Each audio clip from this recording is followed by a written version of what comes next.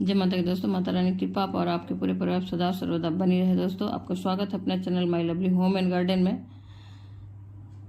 बहुला गणेश चतुर्थी, इस व्रत को पुत्रवती स्त्रियां पुत्रों की रक्षा के लिए करती हैं और जिन बहनों के बच्चे नहीं हैं वो संतान प्राप्ति के लिए इस व्रत को करती हैं।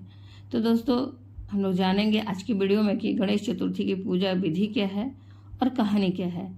इसलिए ये वीडियो बहुत ही महत्वपूर्ण है, अंत तक अवश्य ही देखें।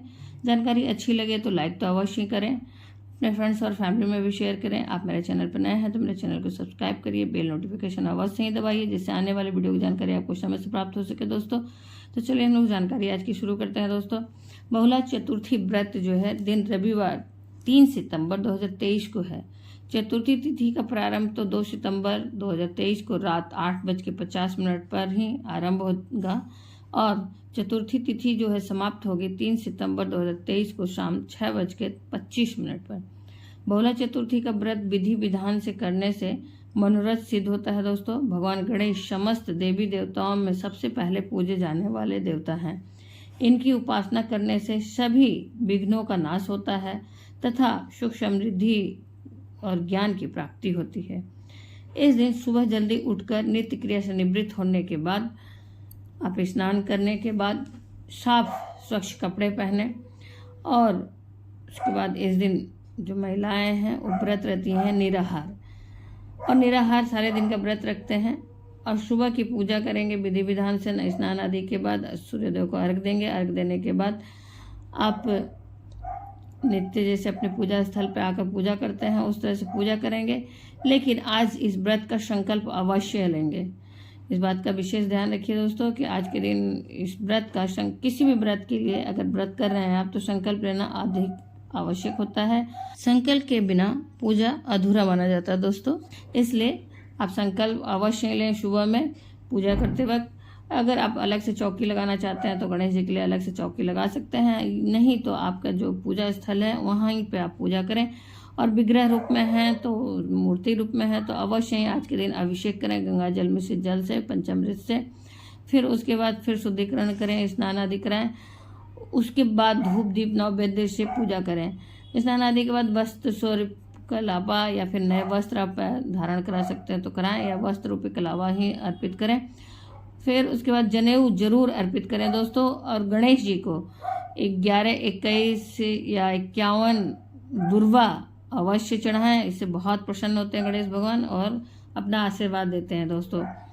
और इस दिन जो है शाम के समय पूजा किया जाता है। पूजा का विशेष महत्व होता है दोस्तों। तो महिलाएं सारे दिन का तो व्रत रहेंगी निराहार निराजल।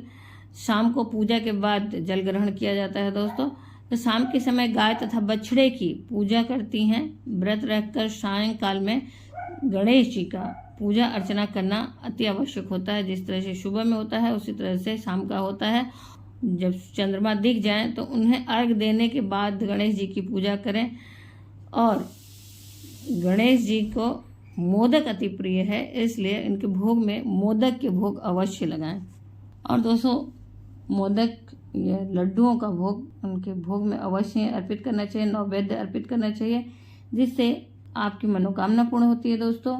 और जो व्रती स्त्रियां होती हैं उन्हें पुत्र और धन सौभाग्य की प्राप्ति होती है। इस व्रत में गौ पूजा पूरे श्रद्धा तथा विश्वास से करते हैं। उनके दूध घी आदि पदार्थों का इस व्रत में नहीं किया जाता है दोस्तों। यदि आप गाय पाल के रखे हैं तो उसके बछड़े को ही पूरा दूध आज के दिन पिलाएं, अपने इस्तेमाल न करें दोस्तों। इस बात का विशेष ध्यान रखा जाता है दोस्तों। इस व्रत की पूजा अर्चन करने के बाद संध्या काल की पूजा विशेष होती है। चंद्रदेव का जो है दर्शन और पूजन भी विधि विधान से किया जाता है। चंद्रदेव को दर्शन करके उन्हें अर्घ दिया जाता है और नैवेद्य से धूप दीप नैवेद्य से पूजा किया जाता है दोस्तों। और गणेश जी की भी विशेष रूप से संध्या काल में पूजा की जाती है। और कथा जो होती है इस व्रत की अवश्य सुनना या पढ़ना चाहिए। तो दोस्तों, इस व्रत की जो पौराणिक प्रचलित कथा है उसे हम लोग जानेंगे। जब भगवान विष्णु कृष्ण अवतार लिए थे पृथ्वी पर, कृष्ण रूप में आए थे, तो उस समय सभी देवी देवता भी उनके साथ उनकी लीला में भाग लेने के लिए गोप और गोपियों का रूप धारण किए थे। उसी समय कामधेनु गाय के भी मन में आया भगवान की सेवा करने का। तो उसने अपने अंश से एक बहुला नाम की गाय को उत्पन्न किया और उस गाय को नंद बाबा की गौशाला में भेज दिया। तो नंद बाबा के गांव में वो आ गई और नंद बाबा के गांव में आकर वह कृष्ण सेवा में लग गई। इस वजह से कृष्ण जी को भी ये बातें पता थी और वह बहुला से अति प्रेम करते थे। बहुला से उनको अति जो था स्नेह था। तो दोस्तों एक बार कृष्ण जी के मन में आया कि क्यों ना मैं बहुला का परीक्षा लूं कि बहुला कितना सत्य और प्राण है। इस बात का परीक्षा लेने के लिए श्री कृष्ण जी ने जंगल में वनराज का रूप धारण किया, सिंह का रूप धारण किया। और सिंह का रूप धारण करने के बाद बहुला जब घास चर रही थी तो उसके सामने आ गए और उसे खाने के लिए उनकी इच्छा जाहिर की। तो बहुला ने कहा कि मेरा बछड़ा बहुत छोटा है और भूखा है, मैं उसे दूध पिलाकर आ जाऊंगी और आपका आहार बनूंगी।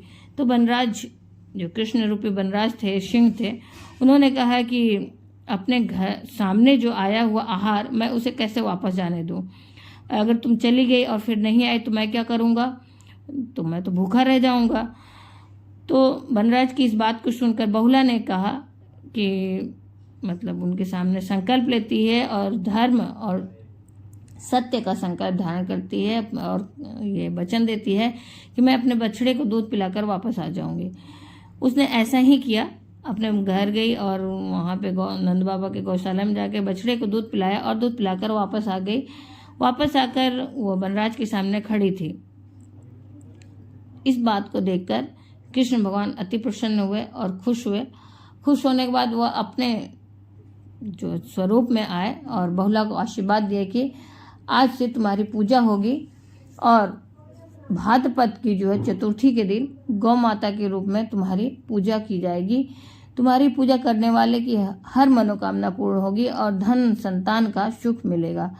तभी से ये कथा प्रचलित है और तभी से गौ माता की पूजा किया जाता है इस दिन। दोस्तों ऐसे भी हमारे संस्कार और हमारे शास्त्रों में वर्णित है कि सभी देवी देवताओं का वास होता है गौ माता के अंदर। तो ऐसे भी हमें करना चाहिए दोस्तों।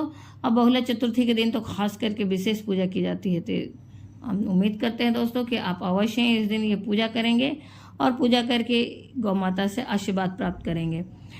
आप शुद्ध सात्विक भोजन जो भी बनाए वो ग्रहण करा सकते हैं गौ माता को।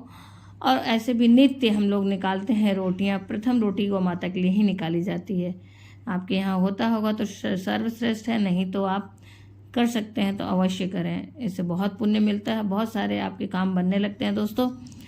उम्मीद करते हैं इस वीडियो की जानकारी आपको अच्छी और उपयोगी लगी होगी। अच्छी और उपयोगी लगी तो आप अवश्य ही लाइक करें, अपने फ्रेंड्स और फैमिली में ज़्यादा से ज़्यादा शेयर करें। आप मेरे चैनल पर नए हैं तो मेरे चैनल को सब्सक्राइब करें, बेल नोटिफिकेशन अवश्य ही दबाएं जिससे आने वाली वीडियो की जानकारी आपको समय से प्राप्त हो सके। दोस्तों फिर मिलते हैं एक नई जानकारी से नई वीडियो में। तब तक के लिए जय माता की, माता रानी की कृपा आप और आपके पूरे परिवार सदा और सर्वदा बनी रहे दोस्तों।